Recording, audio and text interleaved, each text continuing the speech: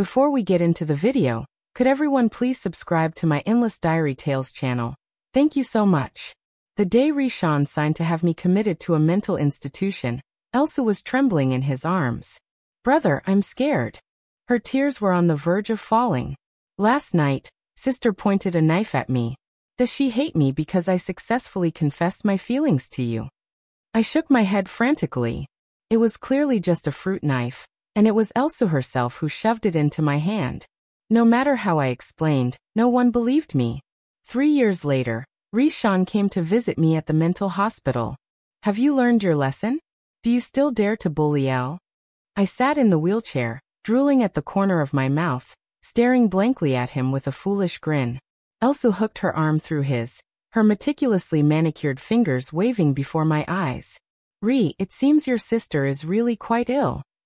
I kept grinning foolishly, but inside I felt as cold as ice.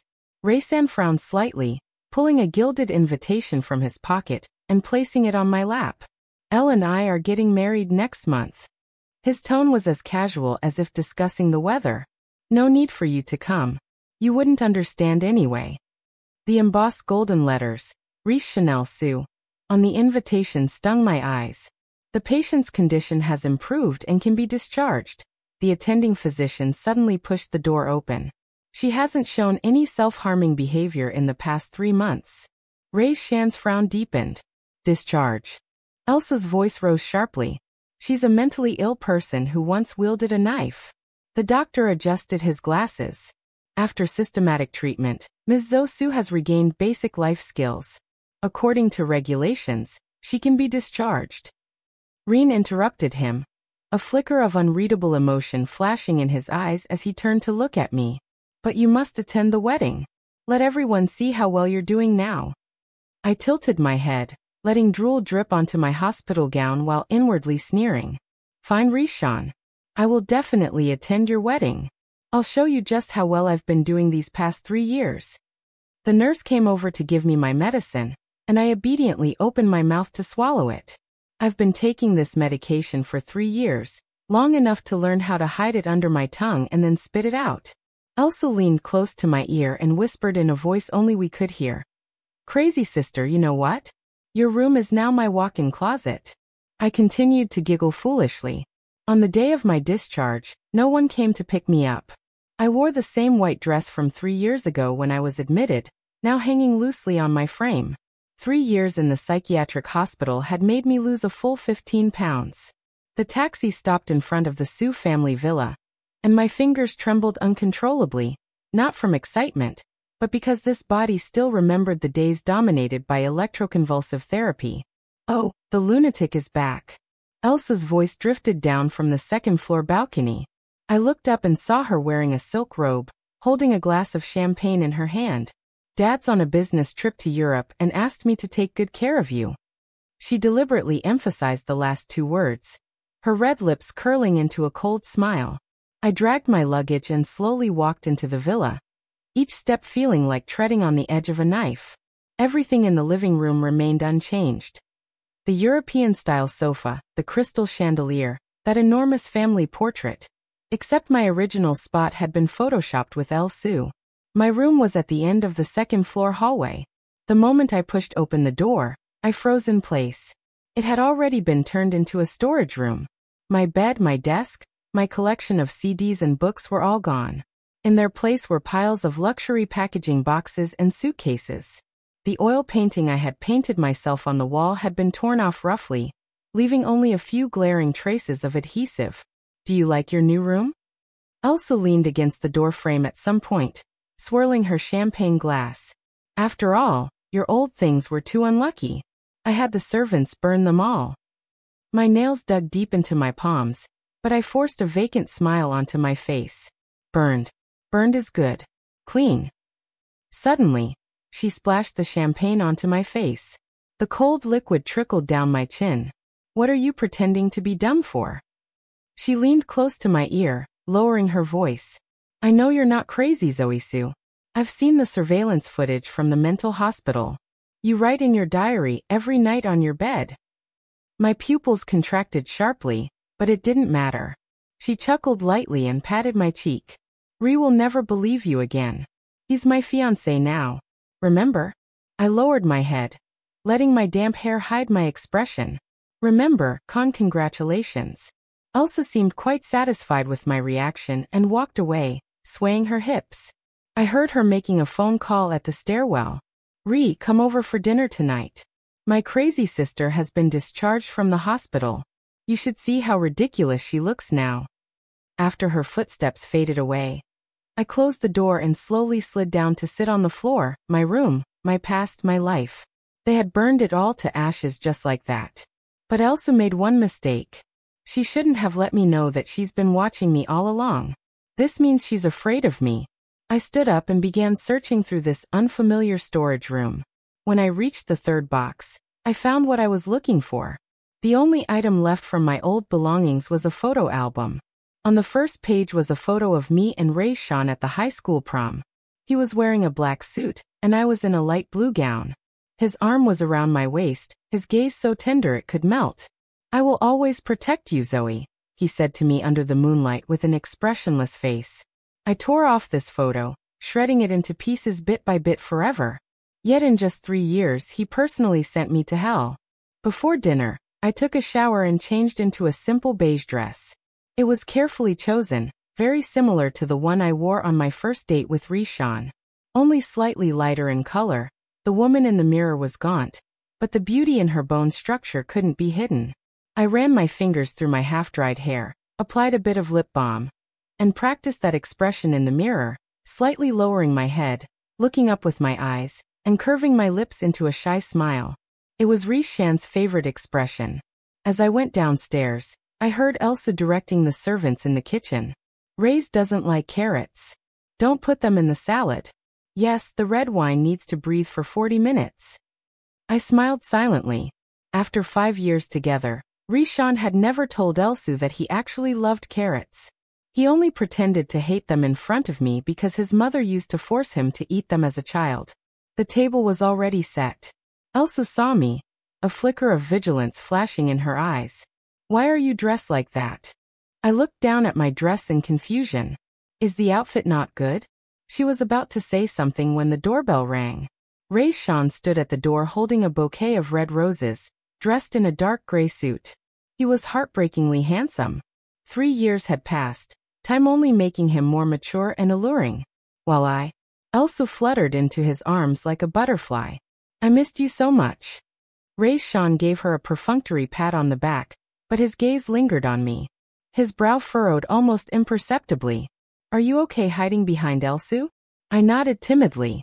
Elsa snatched the roses and shot me a triumphant glance. Rhys sends me flowers every week. You missed so many while you were in the hospital. Sis, I noticed a fleeting unnatural expression on Rhys's face. During dinner, Elsa chattered endlessly about wedding preparations while Rhys kept glancing at me.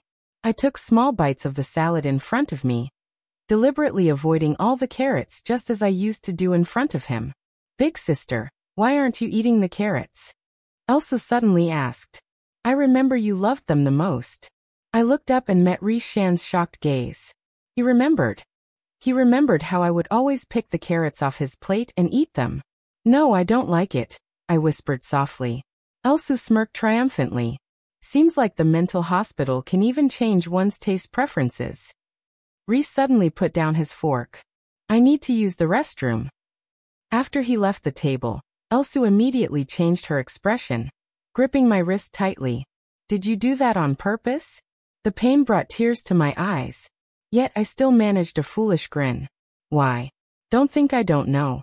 You're faking it. She hissed under her breath. If you dare seduce Rhys again, I'll send you back to the mental hospital. Dr. Wong there likes you very much, doesn't he? My blood ran cold. Dr. Wong, that beast who took liberties with me in the electroshock therapy room. As Rhys returned, Elsa immediately released me, replacing her grip with a sweet smile. Zoe, what happened to your hand? Rhys suddenly asked. Elsa's smile froze. It was the first time in 3 years he had called me Zoe. I fell. I hurriedly hid my hand under the table. After dinner, Elsa insisted on playing the piano for everyone. She performed a clumsy rendition of Maria Diamar, hitting several wrong notes. Rhys, why don't you play one too? She cooed. Rhys shook his head. Haven't played in a long time. I knew why. After we broke up, he never touched the piano again. It used to be our shared passion. Big sister can play. I suddenly blurted out. Elsa looked at me like I was crazy. You can't even remember your own name clearly, can you? Rhys, however, became intrigued. You want to play? I nodded and slowly walked toward the piano. It was the first time I had touched the keys in 3 years. My fingers trembled. But as I pressed the first note, muscle memory took over. Chopin's Nocturne, Op. 92. It was Rhys's favorite piece and the first one he ever taught me to play. The moment the piano music started, I heard Rhys gasp. Elsa's expression turned ferocious. My fingers flew across the keys, transforming all the pain, anger, and despair into musical notes. When the final chord fell, the living room was eerily silent. I forgot. I turned my head with a confused expression. How? It's finished. Rhys' eyes shone frighteningly bright. Zoe Elsa slammed the piano lid shut, nearly catching my fingers. Enough. Time for a break. Before heading upstairs, Rhys suddenly said, I'll take Zoe back to her room. Elsa wanted to object, but Rhys had already helped me up. His palm was warm and dry, exactly as I remembered. In the hallway he whispered, Do you really not remember what you just played? I shook my head blankly. No, I don't remember. His eyes dimmed. When we reached the door of my room, he froze. This is a storage room. My room, I whispered. Rain's expression grew complicated. He pushed open the door, looked at the mountain of boxes and the makeshift small bed inside, and unconsciously clenched his fist. Good night, Rhys, I said obediently. Preparing to close the door, he suddenly reached out to block it. Wait. Rhys walked into the room and rummaged through the boxes for something. Finally, he took out an exquisite case containing a worn blank pen. You still kept it, he said softly, his gaze softening. This was the birthday gift I bought him with my first month's salary. He actually preserved it among my old belongings. It's nice. I pretended not to recognize this pen. Rhys gave a bitter smile. Yes, very nice. After he left, I locked the door and spat out the pills I had hidden under my tongue during dinner. Elsa had slipped sedatives into my water, thinking it would stop me from playing the piano. Foolish girl. I pulled out the stolen fork hidden in my undergarments and carved a line beneath the bed. Step 1. Make him remember why he loved you. Outside the window the moonlight shone coldly. Starting tomorrow, I'll make Rhys see shadows of the past every day, yet never be able to grasp the present me. Just like the pain of being kept at arm's length that he once gave me. At 5 o'clock in the morning, I quietly slipped out of the villa. 3 years in the mental hospital made me accustomed to waking before dawn.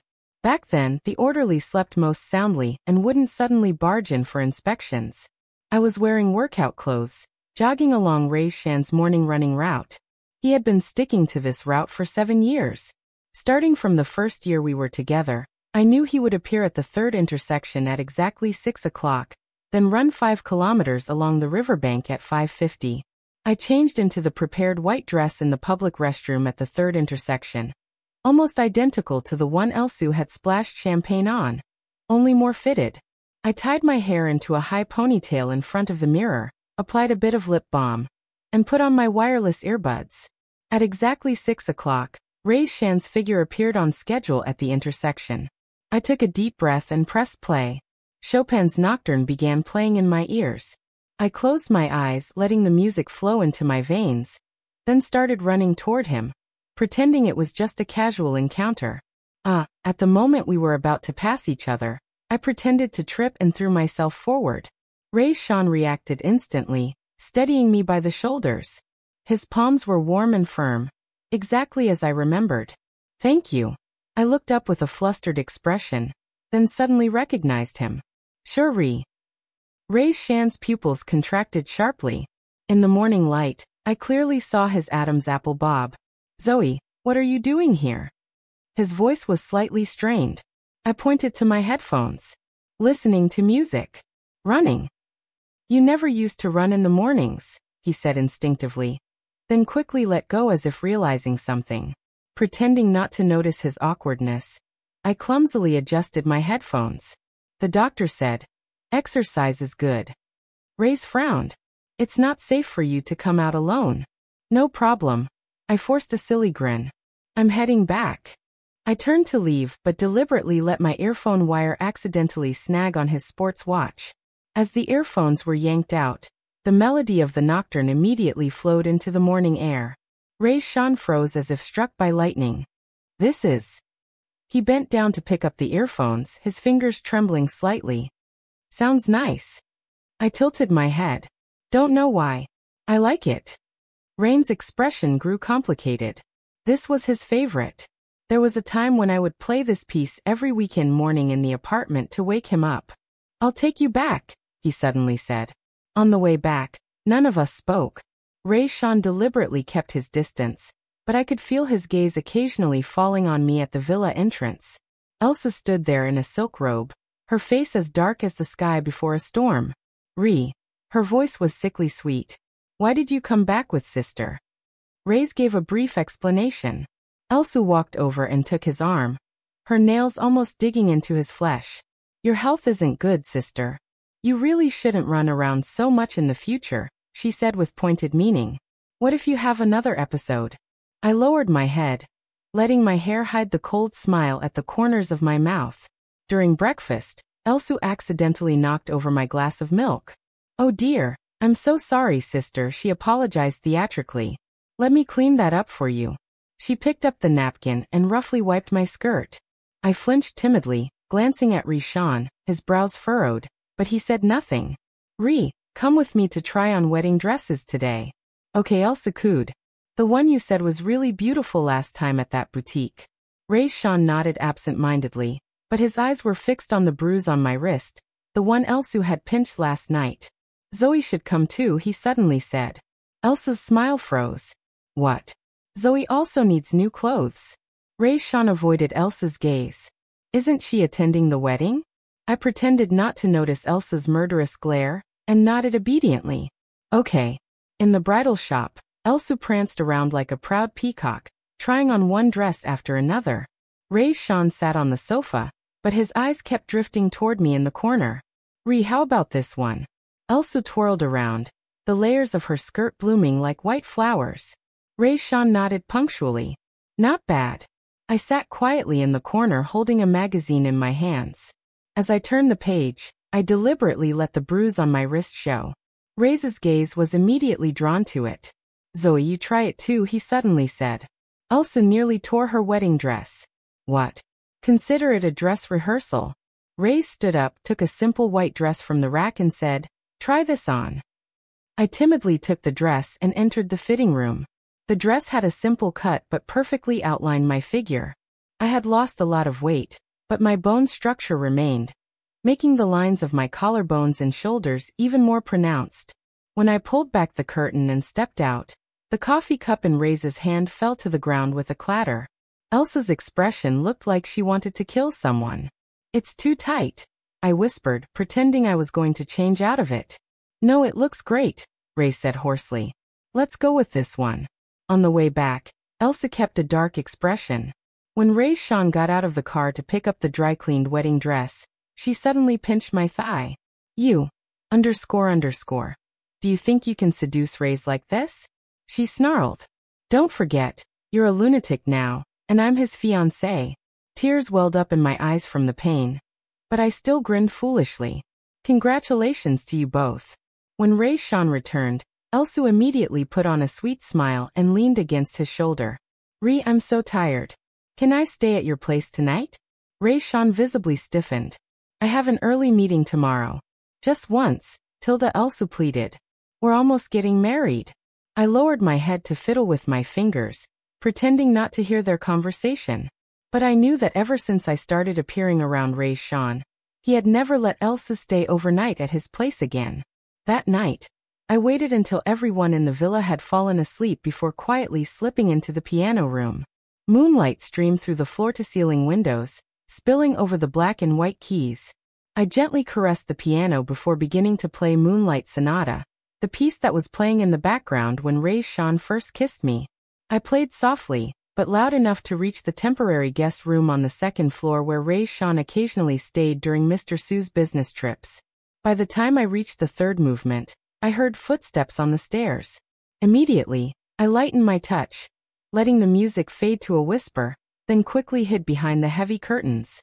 The door to the music room opened, and Rhys stood there in his robe under the moonlight. His silhouette was heartbreakingly handsome. He walked to the piano, his fingers lightly brushing the keys as if searching for lingering warmth. "Zoe," he murmured, his voice carrying a pain I had never heard before. I held my breath as I watched him slowly sit down on the piano bench and begin to play the first movement of Moonlight Sonata. He could only manage this simple part. The rest was what I had taught him. Midway through, he suddenly stopped and buried his face in his hands behind the curtains. I bit my lip until I tasted blood. It wasn't time to reveal myself yet. Let him doubt. Let him search. Let him suffer for what was lost. That was what I wanted. The next morning at breakfast, Rhys had dark circles under his eyes. Elsa fussed over him with concern, but he only shook his head. "Last night, I thought I heard piano music," he suddenly said, staring at me. Elsa laughed. "How could that be? The piano room is locked." "Is that so?" Rhys murmured thoughtfully. I sipped my porridge in small mouthfuls, deliberately letting the spoon accidentally fall to the floor. As I bent to pick it up, I made sure Rhys could see the scars on the back of my neck left behind by electroshock therapy. Ray's fork clattered onto the plate. "Zoe, the wound on your neck." His voice trembled slightly. I hurriedly covered the back of my neck. "It doesn't hurt." Elsu immediately interrupted. "Minor injuries are inevitable during psychiatric hospital treatments. Sister, it's time for your medication." She took out a small pillbox and poured out 2 white tablets. I knew what they were. Strong sedatives that would make one drowsy and expressionless. "Thank you." I obediently took the pills, pretending to swallow them while actually hiding them under my tongue. Half an hour later, when the medication should have taken effect, I deliberately staggered in front of Rhys and then accidentally bumped into the coffee table, falling to the ground. "Zoe." Rhys rushed over to help me up. I leaned into his embrace, letting my body go limp like a puddle of mud. His heartbeat was so fast, and he still carried that familiar cologne scent. "What is this medicine?" Rhys demanded, his voice laced with a fury I hadn't heard in years. "It's the mood stabilizer prescribed by the doctor," Elsa said dismissively. "She'll go crazy without it." Rhys picked me up. Goodness. His arms were still so strong. And placed me on the sofa before heading to the kitchen to pour a glass of water. "Take your medicine." He helped me up and brought the cup to my lips. I pretended to be dazed, letting the water trickle down the corner of my mouth and dampen my collar. Rhys fumbled to wipe it with a tissue, his fingers trembling noticeably when they brushed against my collarbone. "I'll call the doctor," he said, standing up. Elsa stopped him. "No need to make a fuss. My sister is often like this. Come, let's look at the wedding venue photos." She forcibly dragged Rhys away. After they had gone some distance, I spat out the pill hidden under my tongue, carefully wrapped it in a tissue, and kept it safe. Evidence. All of this is evidence. That afternoon, Elsu went out for a beauty treatment, and Rhys was also absent. I sneaked into his temporary guest room and placed a photo under his pillow, one taken during our first trip to the beach with his handwriting on the back. "To Zoe, my moonlight." Then I opened his laptop and set an alarm for midnight with the ringtone being a snippet of Moonlight Sonata. In the evening, Elsu excitedly announced that she was pregnant. We're going to be parents." She threw herself into Rhys' arms. Rhys' face instantly turned pale. So soon? Aren't you happy?" Elsu pouted. "Of course I'm happy." Rhys forced a smile, his gaze unconsciously searching for my figure. I hid in the kitchen, laughing silently. Perfect. A child that never existed. Elsa must be truly desperate. At midnight, when the ringtone of Moonlight Sonata sounded from Rhys' room, I stood beneath the cherry blossom tree in the garden, clearly visible from his window. I wore that white dress, dancing lightly under the moonlight, just like when he first confessed his love to me all those years ago. Rhys abruptly pulled open the curtains. Our gazes met in the darkness. I gave him a faint smile, then turned and vanished into the night. Let him wonder whether it was a dream or reality. Let him lie awake all night. Let him taste even a fraction of the pain I've endured all these years. Elsa's morning sickness began. Every morning at exactly 7 o'clock, she would rush to the bathroom to retch, the sound loud enough to be heard throughout the entire floor. I sat at the dining table, sipping my porridge in small mouthfuls, watching Rhys's expression grow increasingly grim. I want some sour plums. Elsa cooed from the couch, her voice dripping with sweetness. The ones from that old shop in the east of the city. Rhys glanced at his watch. I have a meeting at 9, but the baby wants it. Elsa rubbed her flat belly. They say pregnant women's cravings are actually the baby calling the shots. I lowered my head to hide the cold smile at the corner of my mouth. Stupid Elsa. She didn't know Rhys hated being manipulated most, even by a non-existent child's supposed demands. I'll have my assistant get it. Rhys picked up his phone. Elsa's expression changed instantly. I want you to go. The air in the dining room froze in an instant. The butler and servants tactfully withdrew. I continued sipping my porridge quietly, pretending not to understand their argument. Don't be unreasonable. Rhys's voice turned cold. Me? Unreasonable? Elsa's voice rose an octave higher. You've been absent-minded every day lately. Are you still thinking about that lunatic? Rhys suddenly stood up, the chair scraping against the floor with a harsh sound. He glanced at me, and I immediately wore a terrified expression, the spoon clattering into the bowl. You scared your sister, Rhys said in a low voice. Sister. Elsa sneered. She's just a lunatic. Don't forget who signed the papers to send her away. The words stabbed into Rhys's chest like a knife. I saw his fingers tremble slightly. I'm going to the office. He turned and left. Elsa grabbed a plate and hurled it at his retreating figure, the porcelain shattering into countless pieces against the door frame. She turned to me, the fury in her eyes almost burning through me. Are you happy now? She hissed through clenched teeth. I stared at her blankly. She rushed over and grabbed my hair. Don't think I don't know you're faking it. I let her pull at me, even feeling grateful in my heart. Rhys had forgotten his briefcase, and should be on his way back to the restaurant now. Sure enough, just as Elsa's slap was about to land on my face, a furious shout came from the doorway. Elsa. Rhys strode over and seized her wrist. Elsa's face instantly turned deathly pale. You've gone too far. Rhys' voice was terrifyingly low. Zoe didn't do anything. Elsa's tears fell immediately. I was just too scared. You've been so good to her lately. I was afraid you'd stop loving me. Rhys released her hand and wearily rubbed his temples. You need to rest. He turned to leave, and I immediately timed my coughing perfectly, each cough feebler than the last until I slid right off the chair. Zoe. Rhys rushed over to catch me. My forehead pressed against his carotid artery, and I could feel his pulse suddenly quicken. I closed my eyes, letting my body go limp in his arms. She's running a fever, Rhys said, his hand against my forehead. Why is she so hot? Elsa dismissed it with a scoff, putting on an act. Rhys ignored her and scooped me up in his arms. Call the doctor. No need. Elsa stopped him. I'll just give her some fever reducers. She pulled a medicine bottle from her pocket and shook out 2 red pills. I knew them all too well. Strong fever reducers. But for someone with a mild fever, they could cause hypothermia and, in severe cases, even unconsciousness. Rhys took the pill and sniffed it, his frown deepening. This is a strong medication not suitable for her current symptoms. How do you know what her symptoms are? Elsa shrieked. Are you a doctor? Rhys ignored her, carrying me straight upstairs, kicking open the door to his temporary guest room, and gently laying me on the bed. Cold. I curled into a ball, shivering uncontrollably. Rhys pulled the blanket over me, and then went to the bathroom to wet a towel.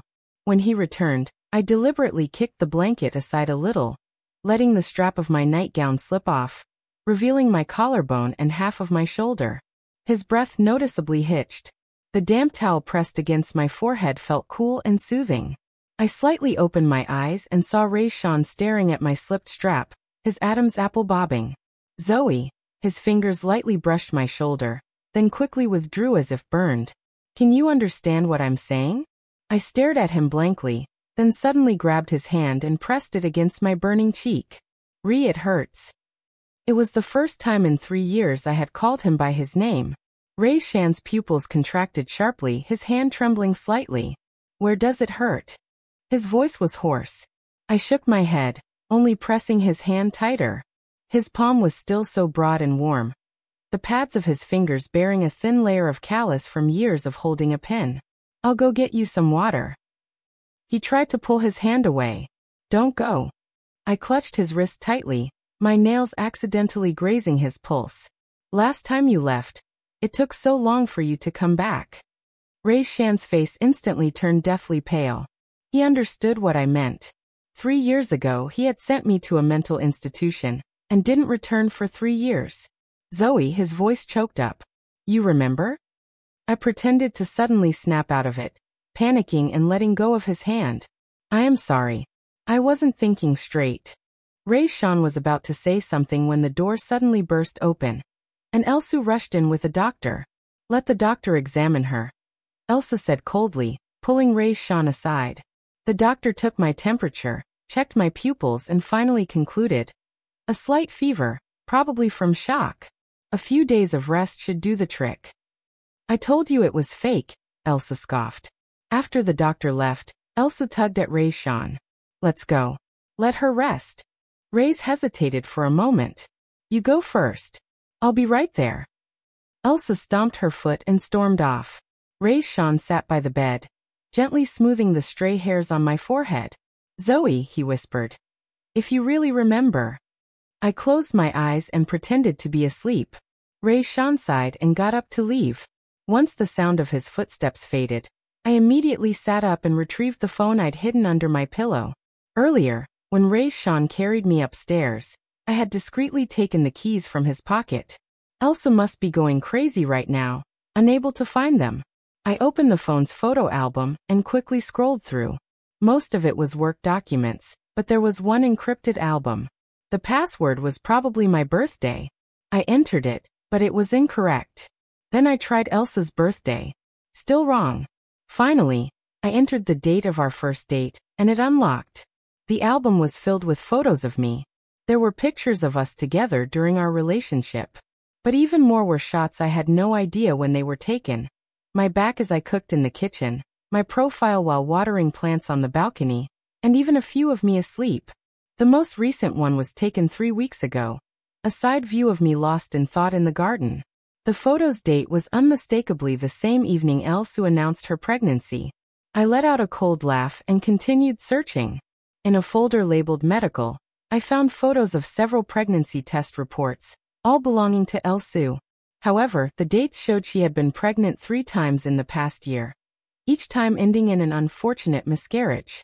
The date on the last report coincided with the day Rhys missed Elsu's birthday, due to an important meeting. I quickly transferred these photos to my phone, and deleted the sending records.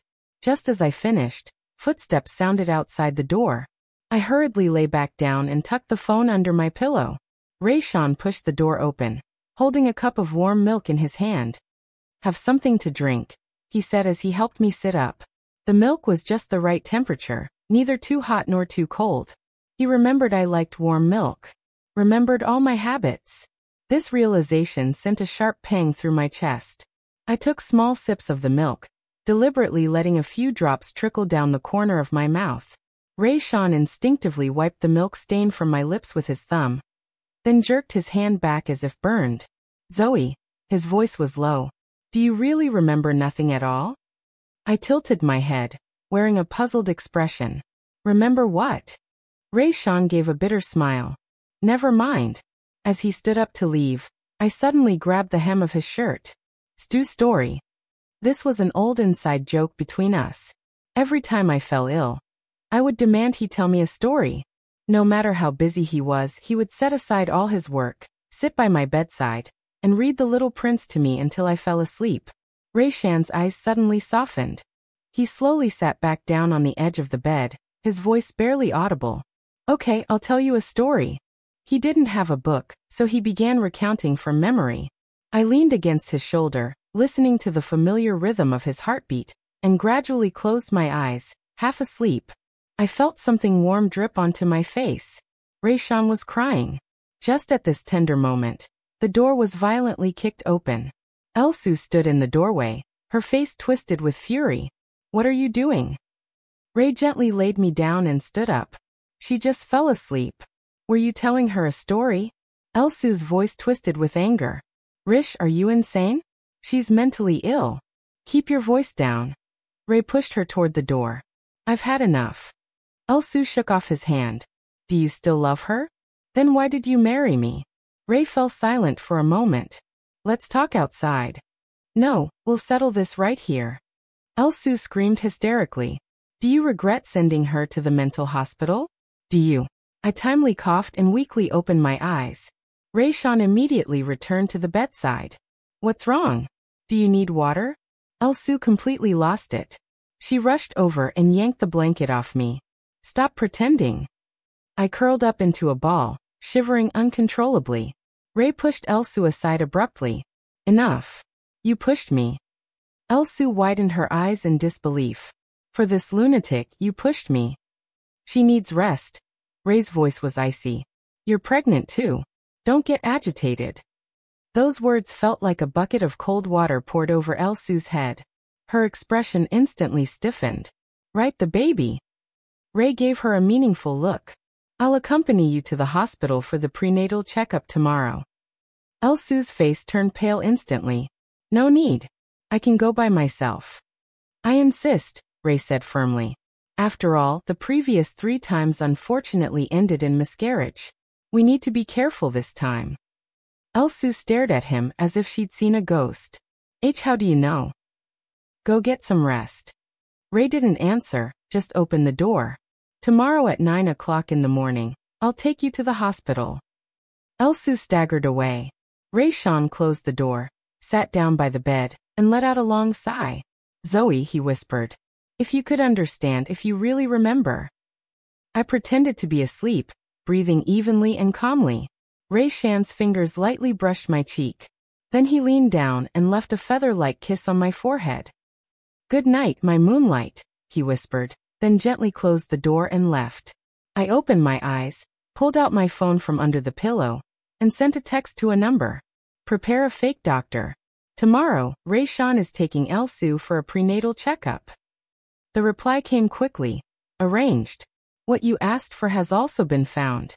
Elsu is not your biological sister. I stared at the message and suddenly understood why father always favored Elsu.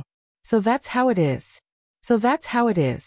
I put down my phone and gazed at the moonlight outside the window. The pieces of revenge were falling into place one by one, and Rhys' heart had already wavered to the breaking point. It was time to prepare for the next act. Elsa's pregnancy fast ended with her sudden miscarriage. When Rhys returned from the hospital, his face was terrifyingly dark. He went straight into the study, slammed the door shut, and didn't come out all night. I stood at the corner of the hallway, watching Elsa sobbing outside the door, sneering inwardly. Little did she know, Rhys had already uncovered her records of 3 abortions. And today, that doctor had bluntly informed him that Elsa's uterine lining was as thin as paper, making pregnancy utterly impossible. Early the next morning, I slipped into the kitchen and shooed everyone away. Today was a special day, Rhys' birthday 3 years ago. On this very day, he signed the papers that sent me to a mental institution. That day, I had painstakingly baked him a Black Forest cake. But before I could present it, the police pinned me to the ground. The cake crashed onto the floor, its cream splattering across my white dress like a pool of blood. Today, I would bake that cake again. Flour, eggs, cocoa powder. My movements were practiced and precise. 3 years in the psychiatric hospital had made me forget many things, but this recipe remained as clear as if it were etched into my bones. As the chocolate cream gradually took shape in the mixer, footsteps suddenly sounded behind me. What are you doing? It was Rhys' voice, startled. My hand trembled, nearly tipping the bowl. Turning around, I saw him standing at the kitchen doorway in his robe, his hair slightly disheveled, his eyes still drowsy with sleep. "Cake, a cake," I murmured softly, my fingers nervously twisting the apron. Rhys approached, his gaze turning complicated as he looked at the prepared ingredients on the counter. "Today is my birthday." I nodded and continued to stir the cream with my head down. Rhys didn't leave, but instead pulled up a chair and sat quietly watching me work. Sunlight streamed through the window, casting a glow over the counter, and the flour particles in the air shimmered like golden dust for a fleeting moment. It felt like we were back 3 years ago when I was still Zoe Sue, who loved him wholeheartedly, and he was still the Rhys who would wrap his arms around me from behind while I cooked. "Why make a cake?" he suddenly asked. I tilted my head and thought for a moment. "Because, happy birthday." Rhys Adam's apple bobbed. He stood up and walked behind me, so close that I could smell the faint scent of shower gel on him. "Need any help?" His voice was soft. I handed him a box of cherries. Wash them clean." Rhys took the cherries, his fingers accidentally brushing against mine, and we both recoiled as if burned. He lowered his head to wash the cherries while I continued whipping the cream. The kitchen was filled only with the hum of the mixer and the sound of running water. "Zoe," he suddenly spoke up, "do you still remember how to make Black Forest cake?" My heart skipped a beat. He remembered that Black Forest cake was my specialty. Remembered that I would make it every year for his birthday. I don't know. I shook my head. "Just do whatever." Rhys didn't speak again, but I could feel his gaze lingering on me like a flame, burning my back with its intensity. After putting the cake base into the oven, I started preparing the chocolate shavings. Rhys stood nearby and suddenly dipped his finger into some cream, gently dabbing it on the tip of my nose. "Little messy kitten," he said softly, the corners of his lips curling slightly. The gesture was all too familiar, making my heart clench violently. Every time we made a cake before, he would tease me like this, then kiss the cream off my nose when I protested. I froze in place, unsure how to react. Rhys also seemed to realize his impropriety and quickly withdrew his hand, his expression becoming distant again. "I'll go change," he said hurriedly before leaving the kitchen. When the cake came out of the oven, the entire house was filled with the aroma of chocolate. I carefully spread the frosting, arranged the cherries, and finally sprinkled chocolate shavings. The finished product was as perfect as a work of art, identical to the one from 3 years ago. At noon, Elsa lazily came downstairs, spotting the cake on the dining table. She raised an eyebrow. "Who made this?" Sister," I answered softly. Elsa scoffed. "Who would dare eat a cake made by a lunatic?" She took out her phone. "I ordered a fondant cake from Royal Cake. It'll be here soon." Rhys emerged from the study and paused noticeably upon seeing the Black Forest cake on the dining table. Elsa rushed over and kissed his cheek. "Happy birthday. I ordered your favorite fondant cake." Rhys frowned slightly. "I don't like fondant cakes." Elsa's smile froze. "But last year you clearly said." "I never liked it," Rhys said coldly, but his gaze fell on the cake I made. "Too sweet." I hid in the corner, watching Elsa's expression shift from shock to anger, and then to grievance, sneering inwardly. She didn't even know Rhys hated sweets. How dare she claim to love him? The cake from Royal Cake arrived, a lavish 3-tiered fondant cake adorned with an exquisitely crafted groom figurine, and a bride figurine dressed like Elsa. It cost at least 20 times more than the cake I made, but it had no soul. At lunch, Rhys only took a few bites of salad before putting down his fork. Elsa eagerly cut into the cake she had bought, and insisted on giving Rhys a slice. "Try it. I ordered it just for you," she cooed. Rhys reluctantly took a small bite, his frown deepening. "Too sweet." "Then try the one your sister made," Elsa said mockingly. "But don't blame me if the food made by a mentally ill person upsets your stomach." Unexpectedly, Rhys actually picked up a fork and cut a small piece of the Black Forest cake I had made. The moment the cake touched his tongue, his expression changed. He looked up at me with a complicated gaze. "Tastes familiar." I pretended not to understand and lowered my head to fiddle with my fingers. Seeing this, Elsa snatched Rhys's fork and took a bite as well. "It's disgusting," she exaggeratedly spat it out. "So bitter." Yet Rhys took bite after bite and quickly finished the entire piece. He set down his fork and suddenly stood up. Zoe, come with me for a moment. Elsu immediately jumped up. What for? I'm coming too. Stay here. Rhys's tone brooked no argument. Zoe and I need to talk. He took my hand and led me into the study, closing the door before turning to fix me with an intense stare. Why does this cake taste exactly the same as it did back then? I looked at him blankly. I don't know. You do know. Rhys stepped closer. You remember, don't you? The recipe, my preferences. And his voice caught slightly. Everything between us. I took a step back and bumped into the desk. Rhys showed no signs of stopping, trapping me between the desk and himself, his hands planted on either side of me. Tell me the truth, Zoe. His breath brushed against my face. Do you actually remember? I bit my lower lip, my heart pounding like thunder. The timing wasn't right yet. I couldn't fully reveal myself. But Rhys was too dangerous at this moment. His gaze so intense it felt like it could burn through me. I remember a little. I whispered. The doctor said, it'll come back. Slowly, Rhys eyes lit up. He raised his hand and gently touched my cheek, his fingers trembling slightly. How much do you remember? Do you remember us? Remember when I loved you? The words felt like a knife stabbing into my heart. Love, the day he sent me to the mental hospital. All love turned to ashes. I blinked, squeezing out a tear. Headache. Rhys tensed up. What's wrong? Where does it hurt? This here. I pointed to my temple. Taking the opportunity to break free from his grasp, I walked to the window. Rhys followed me, gently massaging my temples. His technique was still as skillful as ever. Whenever I had a headache before, he would always help me relieve it this way. Zoe, his voice was deep and tender. If you're really recovering bit by bit. I didn't answer, simply closing my eyes to savor this fleeting tenderness. Whatever his motives might be, at this moment, Rhys seemed to have returned to the man who once loved me. The study door was suddenly pushed open, and Elsa stood at the threshold, her face livid. What are you doing? Rhys withdrew his hand. Zoe has a headache. Elsa sneered. I think she's just being a slut. She rushed over, grabbing my hair. You _ playing dumb to seduce my fiancé. Lou. Rhys shouted sharply. Let go. What? Feeling sorry for her.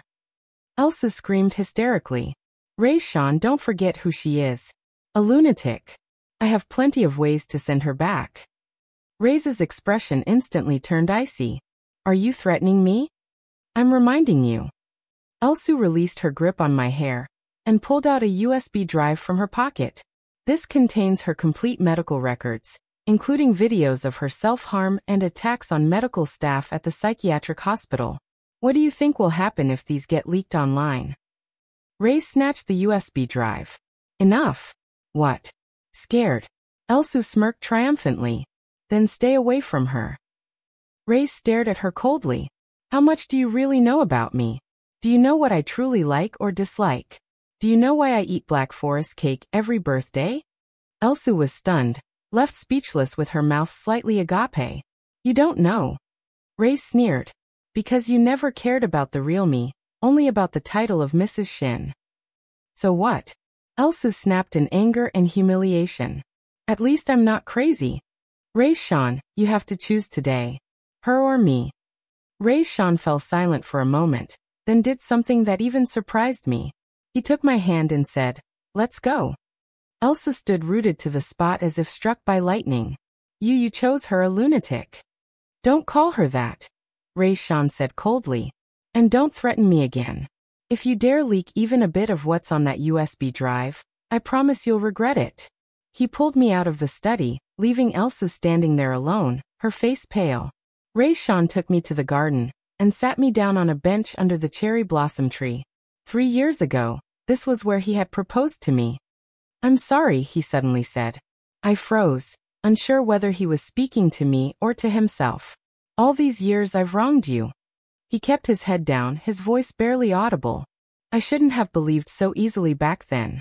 My heart raced. Was he starting to doubt the truth of what happened that year? Ray. I tentatively called his name. Rhys raised his head, his eyes filled with a pain and struggle I hadn't seen in years. Zoe, if what happened back then wasn't what we thought. At that moment, my phone rang. It was a text message from the private investigator I had hired. Found the key evidence. Elsa did indeed fabricate the video of you threatening with a knife. The original file has been recovered. I quickly locked the screen, but Rhys had already noticed. Who was that? Doctor, I stammered. Follow up. Rhys nodded and didn't press further. He reached out and gently touched my cheek, his gaze tender yet pained. Zoe, if one day you remember everything, will you hate me? I looked at him and suddenly felt utterly exhausted. Hate. Of course I hated him. But hatred was too simple. I wanted something more complex than hate. I wanted him to taste the bitterness of regret, and then lose me forever. No, I don't hate you, I whispered softly, curling my lips into an innocent smile. Because I like you. Rhys' eyes instantly widened.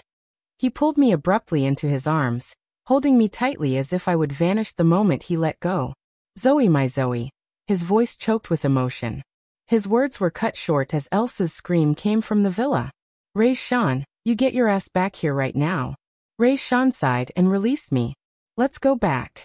Back at the villa, Elsa was throwing a tantrum in the living room. With shattered porcelain scattered across the floor, seeing us enter, she grabbed a vase and hurled it at us. Rhys quickly pulled me behind him. The vase struck his shoulder before falling to the ground and shattering into pieces. Are you insane? He roared. I am insane. Driven mad by you. Elsa screamed hysterically. You were all over that _ right in front of me. Rhys, what exactly do you take me for? Rhys looked at her coldly. We both need to cool down. I'll stay at a hotel tonight. As he turned to leave, Elsa lunged forward and grabbed his arm. No, today is your birthday. We promised to let go. Rhys shook her off. Don't make me say something even worse. Elsa stood rooted to the spot as if struck by lightning, her face streaked with tears. Rhys walked away without looking back. But before leaving, he glanced at me with a complicated expression. Once the sound of his car faded into the distance, Elsa suddenly turned to me, her eyes as venomous as a snake. You won this round, __. But don't celebrate too soon. She stormed upstairs and slammed the door shut. I slowly walked to the dining table. Looking at the barely touched fondant cake and the small remaining piece of black forest cake, I picked up my fork and took a bite of the cake I had made. The bitterness of the chocolate, the sweetness of the cream, the tartness of the cherries, all blended perfectly, just like the taste of love. My phone buzzed again. A text from Rhys. Tomorrow at noon, 12 p.m. Garden Restaurant. Just the two of us.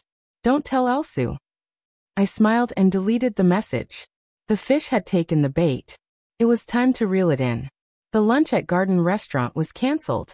Rhys texted saying he had an urgent business trip and would reschedule. I stared at the phone screen with a cold laugh. He wasn't going on a business trip at all. He was going to hire a private investigator to look into me.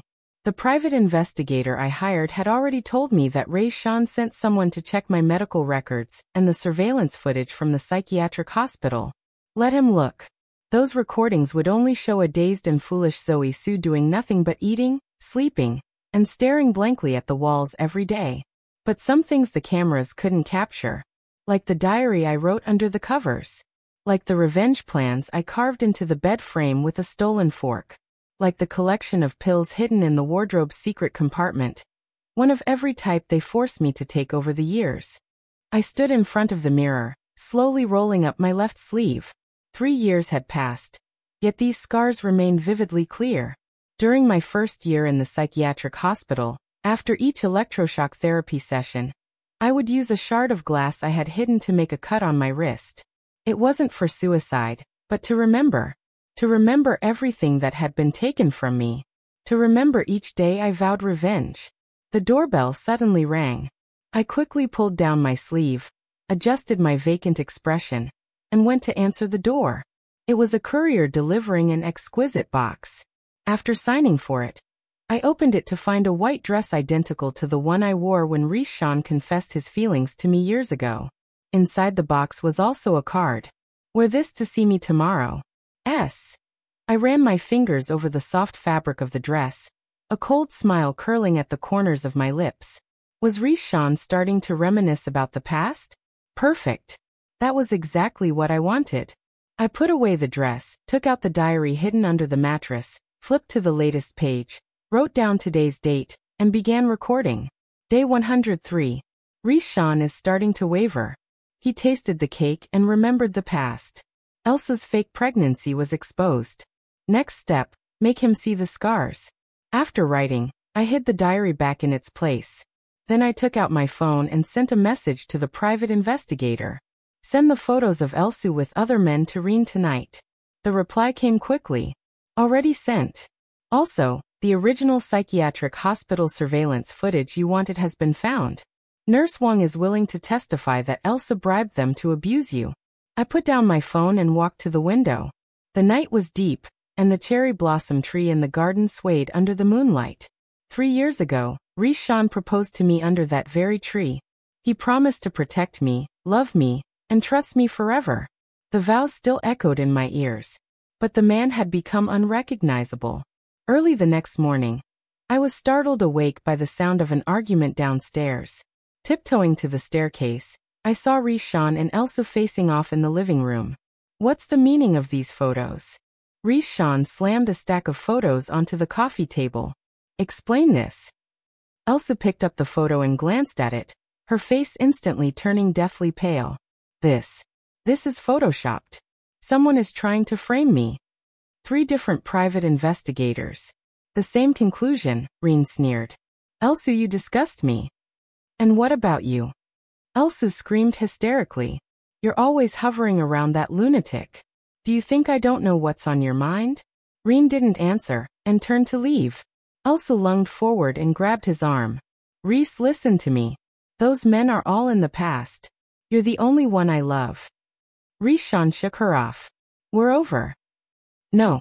Elsa's scream nearly pierced my eardrums. You can't do this to me. I had 3 abortions for you. Really? Rhys said coldly. Then why do the hospital records show you chose to abort voluntarily? He paused. On the day of the last abortion, I wasn't even in the country. Elsa froze as if struck by lightning. Rhys walked away without looking back, slamming the door shut behind him. I quietly returned to my room, took out that white dress and changed into it. The woman in the mirror was thin and pale, but the fire in her eyes had never been extinguished. Slowly, I applied light makeup, let my hair down, and then rolled up my left sleeve, revealing those shocking scars. Today, I would let Rhys see his masterpiece with his own eyes. At exactly 12 noon, I arrived at the garden restaurant. It was a hidden rooftop garden nestled among high-rises, surrounded by lush greenery, offering excellent privacy. Rhys was already waiting there, and his eyes lit up when he saw me. You're here, he stood up, his gaze lingering on me. This dress, do I look good? I twirled around, deliberately, letting the sunlight outline my slender figure through the white dress. Rhys's Adam's apple bobbed as he swallowed. Beautiful. He pulled out a chair for me, and I accidentally placed my left wrist on the table. Rhys's gaze was instantly drawn to the scars, his pupils contracting sharply. Zoe, your hand. His voice trembled. I hurriedly pulled my sleeve down. It's nothing. Rhys grabbed my wrist and gently rolled up the sleeve. When those densely packed scars were fully exposed to the sunlight, his face turned deathly pale. How did you get these? His fingers lightly traced over the scars, trembling violently. The hospital, I whispered. Dr. Wang said if I didn't obey then. Rhys was as if struck by lightning. Was it the hospital I sent you to? I nodded, tears welling up at just the right moment. It hurt so much. Rhys's hands trembled even more violently. He gently touched the scars, then suddenly noticed something and leaned in for a closer look. These are dates. I pretended to panic and pulled my hand back, covering the scars with my sleeve. Yes, beside each scar, I had etched tiny numbers with a needle. The number of days I was imprisoned there, Zoe. Rhys's voice choked with emotion. You remember every single day? I lowered my head. letting tears fall onto the tablecloth.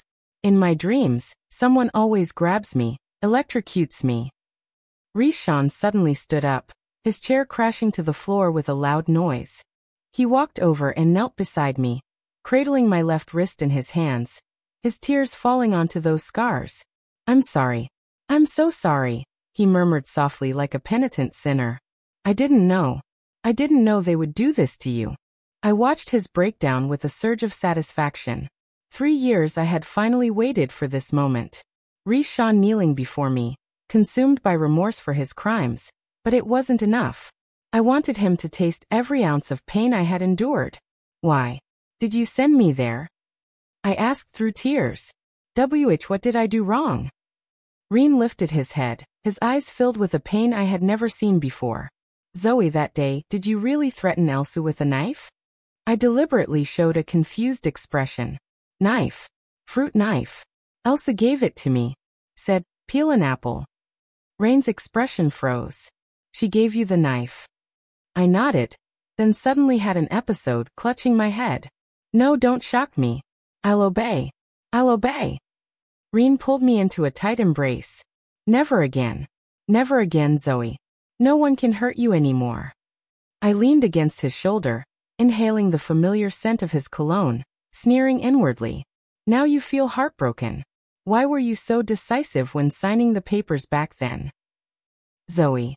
Rhys gently pushed me away, cupping my face in his hands. "If what happened back then wasn't what we thought, would you forgive me?" I looked into his green eyes and slowly gave him an innocent smile. "I don't remember." Rhys smiled bitterly and wiped away my tears with a handkerchief. "Let's get something to eat." The lunch proceeded in silence. Rhys barely touched his food, instead keeping his eyes fixed on me with a complicated gaze. I took small bites of my salad, occasionally flashing him a silly grin. "Zoe," he suddenly spoke up. "Do you want to leave the Sioux family? I can arrange a place for you to stay." I tilted my head, pretending to consider the question. Daddy would be angry." "I'll handle your father," Rhys said firmly. "You shouldn't stay in that house any longer." I lowered my head, tears welling up again. Afraid. Afraid of Elsu. Ray's expression turned cold and hard. "She won't hurt you again. I promise." How ironic. 3 years ago he had made the same promise to Elsa to handle me. After lunch, Rhys insisted on driving me home. In the car he held my hand the entire time, his thumb gently tracing over my scars. With every touch, I could feel his trembling. When I got home, Elsa wasn't there. Rhys walked me to my room door, hesitated for a moment, and said, "Can I come in and sit for a while?" I nodded and let him into my room, that storage space. Rhys looked around, his expression growing increasingly somber. "You live here," his voice was. "Yeah." I sat on the edge of the bed. "It's fine." Rhys suddenly crouched down and began inspecting the bed frame. My heart raced. What was he looking for? "Zoe," he looked up at me. "Are you keeping some kind of record?" I feigned confusion. "A record?" Rhys didn't respond and continued searching the room. When he lifted the mattress, my heart sank. "My diary." He picked up the diary, flipped through a few pages, and his face grew increasingly pale. I stood by, my heart pounding like thunder. It wasn't the time to be exposed. Yet I had to find a way to cover this up. What is this?" Rhys looked up at me, his expression shocked. "These plans, these." I stared blankly at the notebook in his hand. "The doctor told me to write what I did every day." Rhys clearly didn't believe me. He quickly flipped to the most recent page and saw what I had written last night. Day 103. Rhys is starting to waver. Make him see the scars. His gaze shifted from the diary to my face, his eyes turning sharp. "Zoe, what exactly?" At that moment, the door was flung open. Elsa stood at the doorway, her expression dark. "What are you doing?" Rhys quickly closed the diary and stood up. "Nothing." Elsa's eyes fell on the diary. "What is that?" "None of your business," Rhys said coldly. "We broke up, remember?" A flicker of malice flashed in Elsa's eyes. "So you really chose a lunatic?" She sneered. "Rhys, do you really think she's crazy?" Rhys didn't respond. Just tucked the notebook into his pocket and took my hand. Let's go. Stop.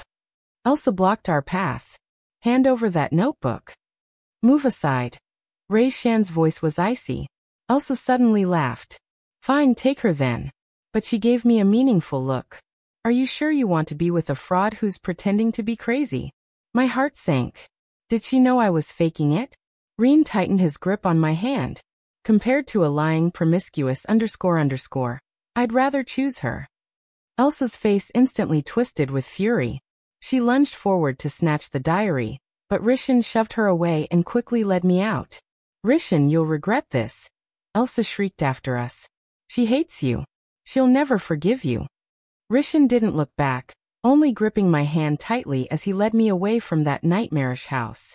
In the car, Rhys finally spoke. Zoe, that diary. I lowered my head, tears dripping onto my skirt. I am sorry. No need to apologize, Rhys said softly. I just want to know. Were you really planning to take revenge on me? I raised my tear-filled eyes to look at him.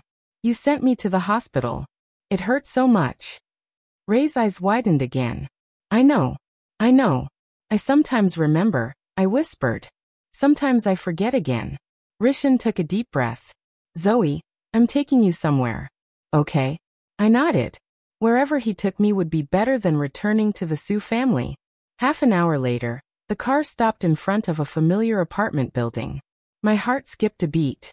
This was the place where Rhys and I had once lived together. Do you remember this place? Rhys asked softly. I shook my head, but my palms were already sweating. This place held too many memories. Good, bad, sweet, painful. Rhys led me upstairs, took out a key, and opened the door. The apartment's furnishings were almost unchanged, as if time had stood still here for 3 years. I lived here, I whispered. Rhys nodded. If you're willing. I slowly walked into the living room, my fingers lightly brushing over the sofa, the coffee table, the bookshelf. Every piece of furniture felt so familiar. On the photo wall, our pictures were still there, just covered with a thin layer of dust. I want to take a shower, I suddenly said. Rhys paused for a moment, then nodded. All right, I'll get you a towel. The bathroom remained unchanged. Even the shower gel I like is still there. I take off my dress and stand under the shower, letting the hot water wash over my body. The water runs down my hair, mingling with silent tears. Outside the door, Rhys' phone rings. I turn off the water and hear him speaking in a hushed voice. Yes, she's here. No, she remembers nothing. I know what I'm doing. Have you found that surveillance footage? I dry myself and put on the pajamas Rhys prepared. It's actually the same set I left here before. The woman in the mirror is emaciated beyond recognition. Only the fire in her eyes still burns fiercely. Revenge is about to be completed, and I must perform the final act flawlessly. In Rhys' apartment, I lay on the bed we once shared. Yet sleep eluded me the entire night.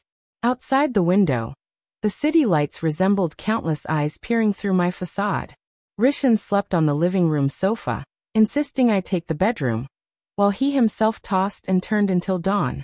As the sky lightened at daybreak, I quietly got up and retrieved a USB drive hidden deep in the closet. The only secret I had kept close to me for the past 3 years. The private investigator's email from last night had compiled all the evidence.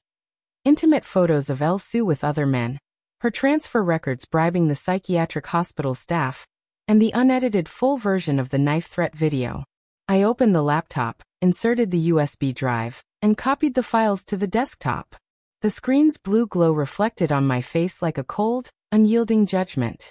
There was movement in the living room, and I quickly closed my laptop. Rhys stood at the bedroom door, dark circles heavy under his eyes. Awake. His voice was hoarse. Did you sleep well? I shook my head and pointed to my temple. Headache. Rhys instinctively reached out to massage me, but stopped midair. The current me was no longer that foolish Zoe Sue. Ever since he discovered that diary, the pretense between us had become transparent and fragile. Today he hesitated. It's the day before the wedding.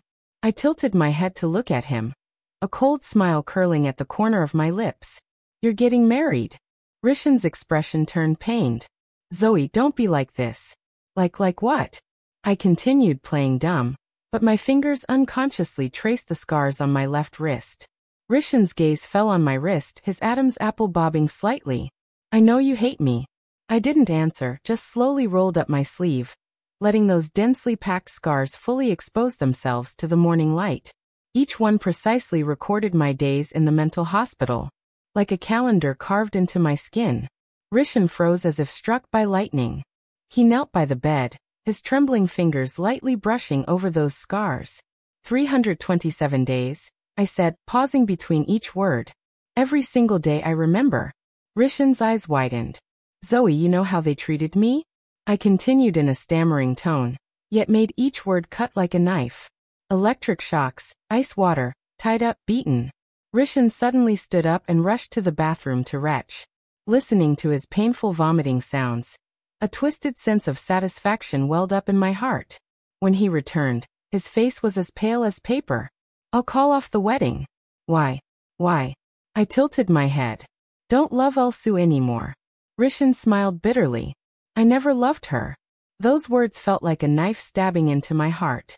3 years ago, he had used those very words to send me to hell. I love Elsu. I never loved you, liar, I suddenly said in a clear voice. Rishan was as if struck by lightning. Your stutter. It was all an act. I stood up and walked to the window, just like Elsu faking her pregnancy and pretending to be threatened by me. The sunlight fell on me, outlining my gaunt figure. 3 years of torment had stripped me of my plumpness, leaving behind a sharper, more striking beauty. Zoe. Rain's voice trembled. You've regained your memories. I have never lost anything. I turned around, looking straight into his eyes. Every day, every moment, I remember clearly what happened. Rhys staggered back a step, bumping into the wardrobe. Those pills hidden under the tongue, then spat out. I sneered, just like how you hid under Elsa's bed back then, only to be accidentally discovered by her. Rhys' face turned even paler. You knew. I know everything. I stepped up to him, close enough to smell the mint toothpaste on his breath. I know you abandoned me for Elsa's family's investment. I know you signed the papers to send me to the mental hospital, even though you knew the truth. I know you stood outside that hospital every month for 3 years, but never once came in to see me. Rhys seemed to lose all his strength, sliding to the floor. I tried, but they said your condition was unstable. And you believed them? I looked down at him coldly, just like you believed I'd threatened Elsu with a knife. Rhys buried his head in his hands, his voice choked with sobs. I was out of my mind back then. No, you're just being too selfish. I turned and walked toward the wardrobe, pulling out a paper bag. Put on your clothes. It's time we attended your wedding. Rhys looked up, unable to believe his ears. What? I repeated, enunciating each word. It's time we attended your wedding. Inside the paper bag were the clothes I had prepared in advance. A black suit identical to the one he wore when he proposed to me years ago. Rhys trembled as he took the paper bag. Zoe, what exactly are you trying to do? I gave him a sweet smile. Of course, to go and bless you both. 2 hours later, we stood at the church entrance. The guests had already begun arriving, and Elsu, dressed in $1 million wedding gown, was laughing like an angel surrounded by her bridesmaids. When she saw me appear together with Rhys, her smile froze instantly. You? Her face turned deathly pale, her body trembling slightly beneath the wedding dress. Sigh, sister, here to bless. I deliberately reverted to my stuttering state, timidly hiding behind Rhys. Elsu quickly regained her composure, a triumphant smile curling at the corners of her lips. Thank you, Sister Rhys. It's time to prepare. Rhys stood motionless, his gaze complex as he looked at Elsu. We need to talk. Save your words until after the ceremony. Elsu hooked her arm through his, her nails digging almost painfully into his flesh. At that very moment, the church speakers emitted a sharp, ear-piercing screech, followed by a recording that echoed throughout the entire chapel. Dr. Wang, how is my sister doing? As per your request, we've increased the frequency of the electric shocks. Good. This is your hard-earned payment for the month. Remember, don't let her recover too soon. Elsa's face instantly turned deathly pale. The recording continued. Miss Sue, are you sure you want to do this? That video was clearly staged by you. Shut up. Take the money and do your job. I want her gone forever. The entire room erupted in uproar. Guests whispered among themselves, their shocked gazes darting back and forth between Elsu and me. Turn it off. Turn it off. Elsa screamed hysterically, rushing toward the sound console. But the real bombshell was yet to come.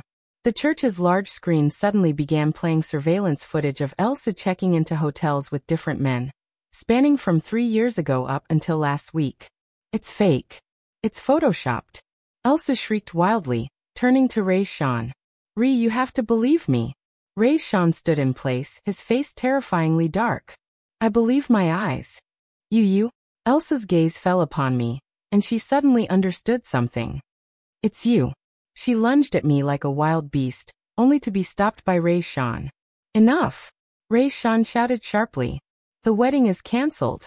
No, Elsa screamed hysterically. You can't do this to me. I've given so much for you. Rhys sneered. For me or for the title of Mrs. Shin? Elsa suddenly fell silent, a strange smile creeping onto her face. Fine. Cancel it then.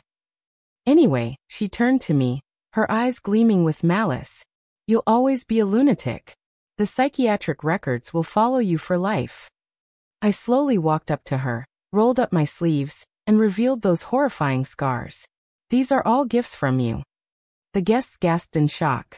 Some began to curse Elsu under their breath, while others pulled out their phones to record. What do any of you know? Elsa screamed hysterically. She deserved it. Since we were kids, everyone loved her. Dad, teachers, classmates. Even Rhys loved her first. So you framed me? I asked coldly. Yes, Elsa sneered. Hearing you scream in pain from the electric shock was the happiest moment of my life. The entire hall fell into dead silence.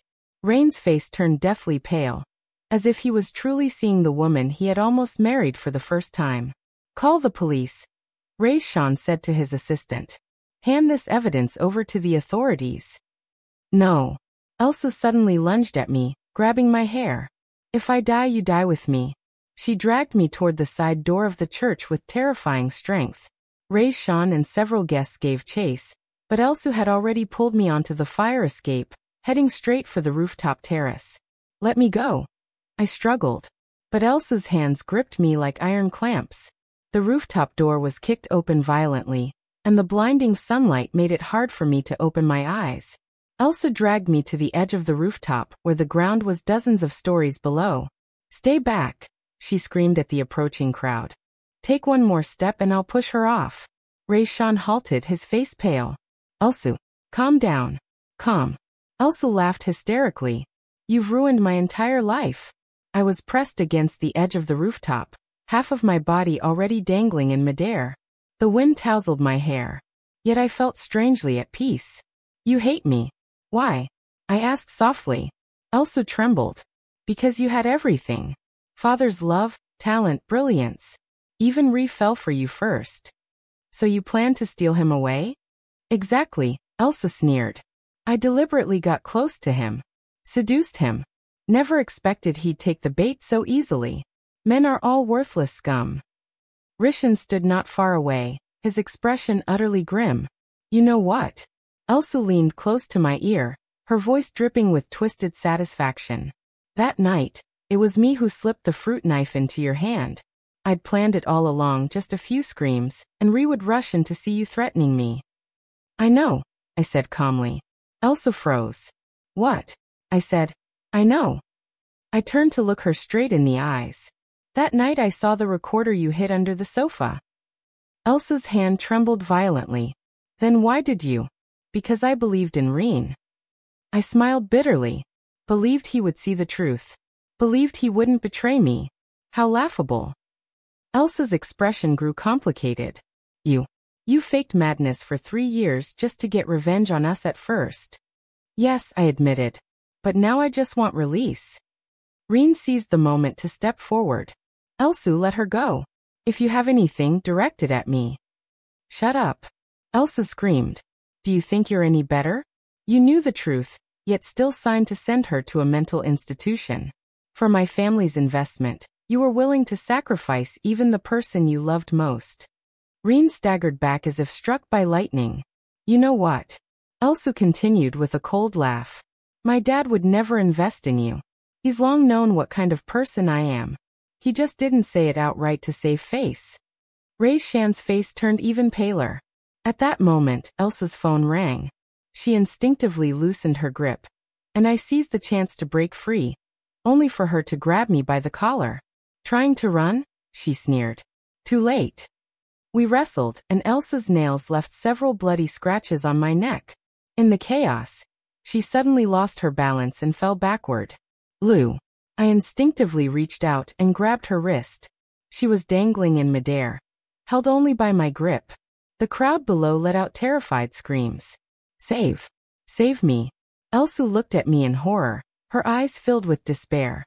I clung desperately to her wrist, my arm aching from the strain. Rhys rushed to help but was swatted away by Elsa's other hand. Don't touch me, she shrieked. This is all your fault, Elsa. Grab my hand. I gritted my teeth and held on, my arm nearly giving out from exhaustion. Elsa looked at me, the hatred in her eyes suddenly vanishing. Sis, I'm sorry. Hold on tight. I desperately pulled at her, but her wrist slowly slipped from my grasp. Tell Dad I'm sorry. Those were Elsa's last words. Then she fell. Time seemed to stand still. I looked at my empty hand, the screams of the crowd and the sound of sirens ringing in my ears. Rhys knelt at the edge of the rooftop, his face as pale as paper. Zoe, he reached out with a trembling hand. I took a step back, avoiding his touch. The wound on my neck burned fiercely, but compared to the emptiness in my heart, it was nothing.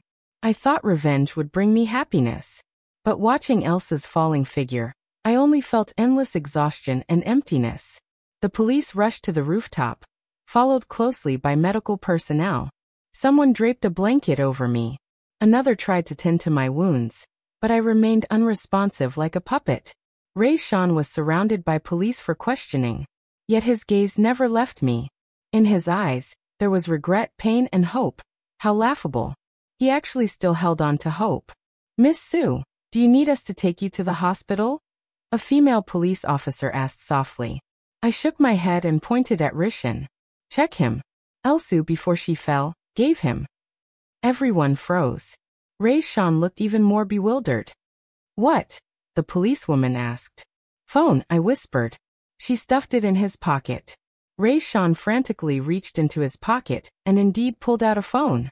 Elsa's screen was cracked but still functional. After unlocking it, his face instantly turned deathly pale. What is it? The officer asked. Rhys looked up. His eyes filled with a despair I had never seen before. A video from 3 years ago that night, the full version. The video clearly documented how Elsa staged that knife threat scene by herself. And the conversation where Rhys knowingly signed me into a mental institution despite knowing the truth. I need to explain. Rhys approached me. I shook my head and turned toward the rooftop exit. Behind me came Rhys' shouts, the police's questioning, the footsteps of medical staff, but none of it concerned me anymore. The revenge was over, and I had nothing. Elsa didn't make it. From 18 floors up, there was no chance of survival. When her body was carried away under a white sheet, I stood by the hospital corridor window, watching the flashing police lights and the crowd below. The police said it was self-defense, even commendable, since I tried to save her. Witnesses saw it all. But the warmth of her wrist still lingers on my hands, that despair slipping through my fingers like a venomous snake coiling around my heart. Miss Sue, a female police officer, called softly, "Would you like a physical examination?" I shook my head, my gaze falling on the bag on the bench in the hallway, my bag. Inside were my passport, ID card, and a one-way ticket to Paris. Flight at 11 tonight. Then should we notify your family? The officer asked again. Family?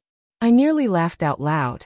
My father was probably vacationing on some small island in Europe right now, completely unaware that one of his 2 daughters had fallen to her death, while the other was utterly heartbroken. As for my mother, she left us when I was 10. No need, I said softly, my voice unrecognizable. The policewoman hesitated. Mr. Shin has been looking for you. He said he has something important to say. Tell him I'm gone. I cut her off forever. The policewoman seemed about to say more, but ultimately just sighed and handed me a business card. If you need help, don't hesitate to contact me. After she left, I took out Elsa's phone from my bag, the one she had shoved into my hands before she fell. The screen was cracked but still functional. The fingerprint unlock had long been invalidated with her death, but the passcode, I tried entering her birthday. Wrong. Then Rhys Shan's birthday. Still wrong. Finally, I entered my own birthday and it unlocked. How ironic. She used my birthday as her passcode, yet she hated me to the core. The phone's gallery was filled with intimate photos of her with different men spanning 5 years. I quickly scrolled through until I spotted an encrypted folder labeled with the initial of Rhys Shan's name. Inside the folder was a video dated the night they sent me to the psychiatric hospital. I tapped to play it, and the footage showed Elsa and Rhys Shan standing in the hospital corridor. You knew it was my design. Why did you still sign? Elsa's voice. Rhys Shan rubbed his temples wearily. Your father agreed to invest. So for money, you'd send the woman you love most to a mental hospital? Elsa laughed venomously.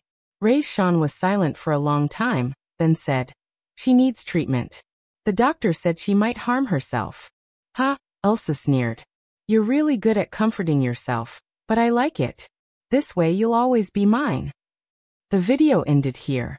My fingers trembled uncontrollably, barely able to hold the phone. So he knew. He had always known the truth, yet still chose to sacrifice me. Rapid footsteps echoed from the end of the corridor as Rhys Shan rushed over, his face deathly pale, with 2 police officers following behind him. Zoe, his eyes lit up when he saw me. Thank goodness. I stood up, slipping Elsa's phone into my pocket. Rhys Shan stopped in front of me, trying to hug me, but I took a step back to avoid it. Zoe, his voice choked up. I don't know what to say. Then don't say anything. My voice was eerily calm. I'm leaving. Leaving? Where to? Rhys panicked. No, Zoe. We need to talk about the past, about how you knew the truth yet still signed to send me to a mental institution. I sneered, pulling out Elsa's phone and waving it. I know everything now. Rhys Shan looked as if struck by lightning, his face instantly turning deathly pale. That video, Zoe, let me explain. Explain what? I cut him off. Explain how you sold me out for money. Explain how you stood by and watched me suffer for 3 years. I was blinded back then. Rhys Shan fell to his knees, grabbing my hand. I regret it. I've lived in remorse every single day. These 3 years. I withdrew my hand, his touch making me sick. Your remorse is truly expensive, costing 3 years and 327 scars. Rhys's tears fell to the ground. I'll make it up with the rest of my life. No need. I pulled out the plane ticket from my bag. The rest of my life has nothing to do with you. Rhys's pupils constricted sharply at the sight of the ticket. No, Zoe, don't go. I beg you. He knelt and moved forward, trying to grab my legs, but was stopped by the police. Miss Sue, an older officer said. You are now a key witness and cannot leave the country for the time being. Let her go. An unfamiliar voice interrupted. I turned and saw a well-dressed middle-aged man approaching. His features bore a striking resemblance to Rhys Shan. Father Rhys Shan looked up in shock. Mr. Shan didn't look at him, but gave me a slight nod instead. Miss Sue, I apologize for my son's actions. You've already endured too much and have every right to choose your own future. I watched him wearily. Why are you helping me? Because I too have made mistakes that cannot be undone, Mr. Shan said with a bitter smile. Some wrongs cannot be rectified with mere apologies. Rhys Shan stared at his father in disbelief. Dad, you can't let her leave. I love her. Love? Mr. Shan sneered. Are you worthy of uttering that word? Rhys Shan looked as if he'd been slapped across the face, collapsing onto the floor in despair. Seizing the opportunity, I grabbed my bag and strode swiftly toward the elevator. Zoe Reen called after me. At least tell me where you're going. I didn't turn back, stepping into the elevator and pressing the close button. As the doors were about to shut, I saw Rhys Shan break free from the police officers and lunge forward. only to be yanked back by his father. His face was contorted, tears and snot mingling together, like a child who just lost his most cherished toy. How ridiculous. He ruined my life, yet acts like the victim. As the taxi sped toward the airport, I rolled down the window, letting the night breeze disperse the mist in my eyes. The city lights twinkled in the distance, each one concealing a story behind it, and mine had finally turned to its last page. Before boarding, I washed my face in the airport restroom. The woman in the mirror was gaunt and pale, with dark circles under her eyes and Elsu scratches still visible on her neck. But her eyes, those eyes, were no longer hollow. Instead, they burned with a new light, the light of freedom. I pulled out Elsa's phone, hesitated for a moment, but ultimately didn't throw it away. It held too much evidence. Perhaps one day it would prove useful. After powering it off, I tucked it into the deepest part of my bag, like burying a past too painful to revisit. As the plane took off, I gazed out the window at the increasingly distant city skyline. When suddenly, I remembered the time when I was 17, and Rhys took me to the mountaintop to watch the sunrise. That day he promised to protect me, love me, and believe in me forever. Youthful vows, light as a feather, yet the price, heavy as a mountain. 3 years later, in Paris, I opened a small gallery on the left bank of the Seine, specializing in works by emerging artists. Life was peaceful and fulfilling, spending each day surrounded by colors and light, gradually healing those wounds, at least the surface ones. "Sue, there's a package for you." My assistant, Claire, knocked and entered, handing me a small parcel. No sender information. I took the package, and when my fingers touched its shape, my heart skipped a beat. Upon opening it, sure enough, it was a ring. The sapphire ring Rhys had used to propose to me years ago, with our initials engraved inside. There was also a note inside. "Saw it at an auction. It belongs to you." I walked to the window where sunlight filtered through the gemstone, casting a blue speck of light on the floor. For 3 years, Rhys had tried to contact me in every possible way. Letters, emails, bouquets. Once he even flew to Paris himself and sat in the cafe across from my gallery for an entire day, but I never responded, nor did I ever see him. Claire looked at the ring curiously. "What a beautiful sapphire. Who's that?" I cut her off, closing my palm. "Throw it away for me." Claire widened her eyes in surprise. Or I'll do it myself." I walked toward the window, pretending to throw it into the Seine. "No." Claire rushed over to stop me. "That would be such a waste. If you don't want it, at least donate it to a charity auction." I hesitated, then nodded. "Do whatever you want with it." Claire left, cradling the ring as if it were a treasure. Standing by the window, I watched the tour boats gliding along the Seine when I suddenly noticed a familiar figure on the opposite bank. Rhys. Even from this distance, I could recognize him. He had lost a lot of weight. His suit hung loosely on his frame, a bottle of liquor in his hand, taking occasional sips. The once dashing business elite from 3 years ago now looked like a down-and-out drunk. He seemed to sense my gaze and looked up toward the gallery window. I quickly drew the curtains, my heart pounding wildly in my chest. Why couldn't he just let go? Why did he insist on reopening wounds that had already scabbed over? The doorbell rang. Thinking it was Claire again, I said impatiently, "Come in." The door opened, but it wasn't Claire who entered.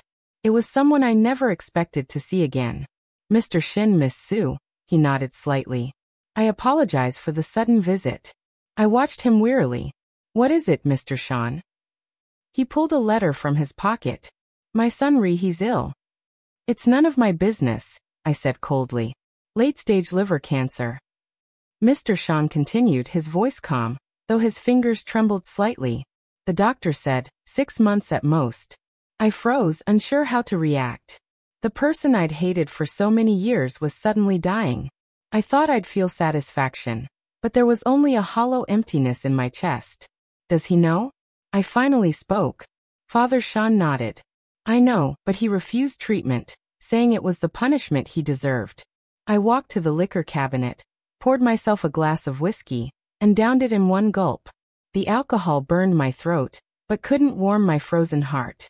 "Why are you telling me this?" I asked. Because you're the only person he wants to see. Father Sean smiled bitterly. For the past 3 years, he's looked at your photo every day, collected every piece of news about you. He sold his company shares and transferred all his assets to your name, though you've always refused to accept them. I don't need his money, I sneered. I know, Mr. Sean sighed. But it's the only thing he can do to atone. I walked to the window and slightly drew back the curtain. Across the way, Rhys Sean was still standing there, looking up in my direction. What he held in his hand was no longer a liquor bottle, but a tattered sketchbook, the one we used together in college. He draws you every day, Mr. Sean said softly. From memory, he says he's afraid of forgetting your face. My vision suddenly blurred. Memories I had deliberately forgotten came flooding back like a tide. The warm afternoons when Rhys Sean taught me to sketch. Every piano piece he played for me. His all-night vigil when I had a fever. Miss Sue, Mr. Shan's voice interrupted my reminiscence. I don't ask for your forgiveness, but could you see him one last time? I turned to face Mr. Sean and noticed that this once dominant figure in the business world was now hunched over, his eyes filled with pleading. No, I heard myself say. Some mistakes are beyond forgiveness. The light in Father Shan's eyes dimmed. He nodded, turned toward the door, then paused. The ring. He bought it with the last of his savings at the auction. He knelt and begged the other bidders to back off. So what? I sneered. Did he think material things could make up for anything? No. Father Sean shook his head, but it was the only way he could think of to love you. Love. The word sounded so ironic coming from his lips. If that was love, I'd rather never have experienced it at all. After Father Sean left, I stood by the window watching Rhys Sean on the opposite shore slowly close his sketchbook and walk away. His figure was slender and lonely, like a leaf about to wither. Suddenly, I remembered Sue's words before she fell. Tell Dad I'm sorry. Hatred is a double-edged sword, hurting others while also wounding oneself. Over these 3 years, I thought I had let go. But the moment I saw Rhys Sean, the buried pain surged up again. Perhaps true liberation is neither revenge nor forgetting, but acceptance. Accepting that those scars have become a part of me. Accepting that some people will never deserve forgiveness. And accepting the fact that I once loved him deeply. The end.